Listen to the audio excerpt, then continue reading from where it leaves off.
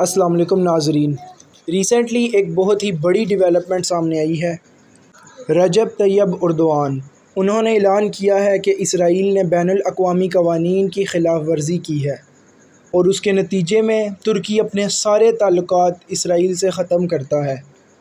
हालिया दिनों में गज़ा और शाम पर होने वाले हमलों के ख़िलाफ़ तुर्की और रजब तैयब एर्दोआन खुलकर इसराइल के सामने आ चुके हैं। तुर्की ने अमलन इक़दाम करते हुए इसराइल के साथ तमाम तिजारती सरगर्मियाँ ख़त्म कर दी हैं। यहाँ तक कि इसराइल के तमाम जहाज़ों को अपनी बंदरगाह पे आने से मना कर दिया है। एर्दोआन ने इसराइल पर सख्ती से तनकीद करते हुए कहा है कि इसराइल के मुज़ालिम को अब बर्दाश्त नहीं किया जा सकता।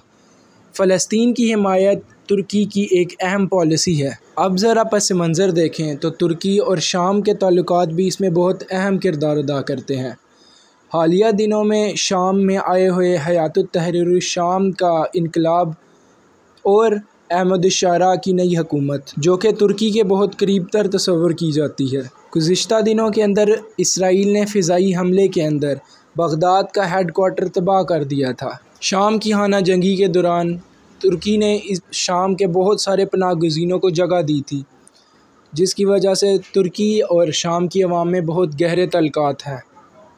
तुर्की ये चाहता है कि शाम के अंदर एक मुस्तहकम और मज़बूत हुकूमत कायम हो जाए, जबकि इसराइल बार बार उस पर हमले करके उसकी सालमियत को नुकसान पहुँचा रहा है। तुर्की शाम की हिफाजत के लिए बहुत सारे ड्रोन्स, जदीद वेपन्स और डिफेंस सिस्टम्स मुंतकिल कर चुका है। तुर्की 3 अहम इक़दाम कर चुका है, जिनमें पहला इक़दाम ये है कि उसने बगदाद और शाम के मुख्तलिफ़ इलाक़ों में शेल्टर्स बनाना शुरू कर दी हैं, ताकि शाम की आम आवाम को हिफाजत दी जा सके इसराइल के फ़िज़ाई हमलों के नतीजे में। दूसरा अहम इक़दाम तुर्की ने ये किया कि उन्होंने अपना स्टील आयरन डोम, जो इसराइल के मद्दे मुकाबिल इसराइल के आयरन डोम के मद्दे मुकाबिल में स्टील डोम है, वो इसराइल के F-35 जेट्स और उसके मज़ीद मिज़ाइल्स को इंटरसेप्ट करने की सलाहियत रखता है। तुर्की मशरिक़ वस्ता के अंदर शाम को एक ऐसी ताकत बनाना चाहता है जो इसराइल के मद्दे मुकाबिल खड़ी हो सके। यहाँ पर एक बात ये बहुत ही अहम है कि इसराइल और तुर्की के दौरान $7 बिलियन की ट्रेड थी। तुर्की ने इसराइल के जहाज़ों के लिए बंदरगाहें और एयरपोर्ट्स बंद कर दिए हैं, जिसकी वजह से ख़ित्ते के अंदर इसराइल की सप्लाई लाइन पर बहुत ज़्यादा दबाव पड़ चुका है। दूसरी जानिब तुर्की की हुकूमत मुसलसल इस तरह के बयान दिए जा रही है कि जब तक मशरिक़ वस्ता के अंदर फ़लस्तीन को इंसाफ नहीं मिलेगा, तब तक कोई अमन कायम नहीं हो सकता। शाम का वज़ीर आज़म मोहम्मद अल-शरा अल-जुलानी वो अच्छे तरीके से जानता है कि जब तक वो अपनी हुकूमत को मजबूत नहीं करेगा, तब तक वो किसी बड़े मेजर कॉन्फ्लिक्ट में नहीं आ सकता इसराइल के साथ, और उसकी इसराइली बर्तरी सिर्फ़ और सिर्फ एयरफोर्स के अंदर है। तुर्की के इन इक़दामात के बाद इसराइल पर कुछ ज़्यादा असर तो नहीं आएगा।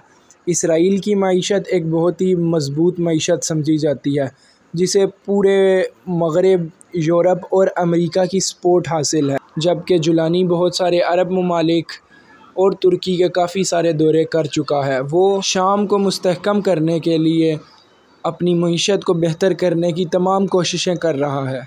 इसराइल अपने नज़दीक कोई भी मजबूत और मुस्तहकम हुकूमत नहीं चाहता।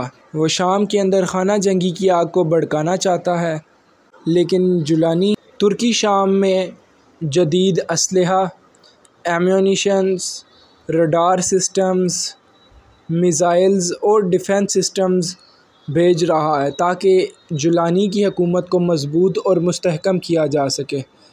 जबकि दूसरी तरफ इसराइल ने बहुत सारे फ़िज़ाई और ज़मीनी हमले किए हैं।